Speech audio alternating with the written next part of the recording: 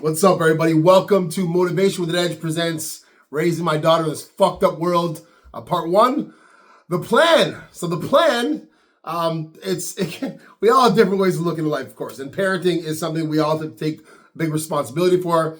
When my daughter was young, I had a very clear understanding of what I didn't like about grown-ups. So I actually took a thought, I'm okay, let me look at my life in three different ways. This came over time, but this is the three different ways I wanted to look at life to discover my plan. The first was the most important things to me.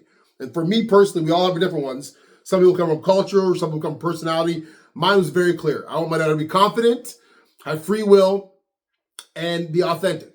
I hate phonies, I hate that bullshit. So for me, that was key. So then I looked at the world. I'm like, okay, let me turn a mirror on the world and say, what do I see in adults that I would never be able to fucking stand in my daughter?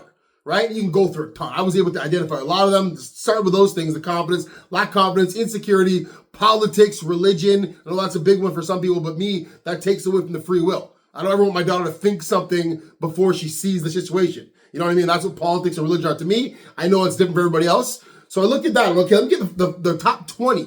At least be aware of what I don't like in grown-ups and try to at least, as her formative years are going, allude to them. Bring them up. I know it doesn't matter about free will for a 5-year-old, but as I started to be honest with my daughter about what I care about, what matters to me, what I think would be good for her to have the best life possible, those things were coming up.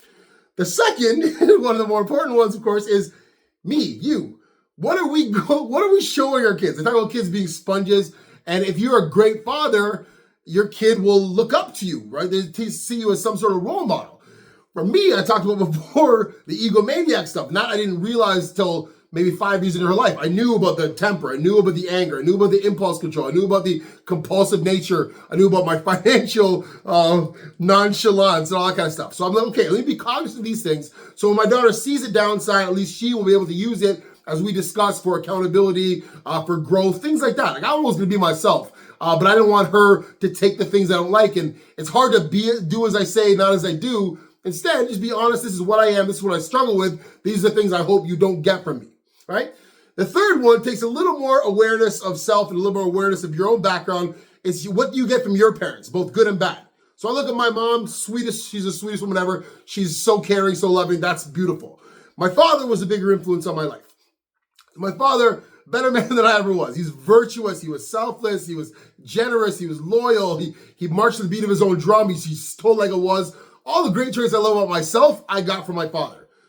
Now, on the other side, my father was an Arab man who wasn't about like feelings, all that kind of stuff. He cared about me greatly, but who wasn't going to have those conversations. How do I make you feel when I say all these things? So I was like, okay, I can, hopefully my daughter gets those qualities, but the things I wish I would have had better, for no fault of my father, let me make sure my daughter doesn't have those issues with her.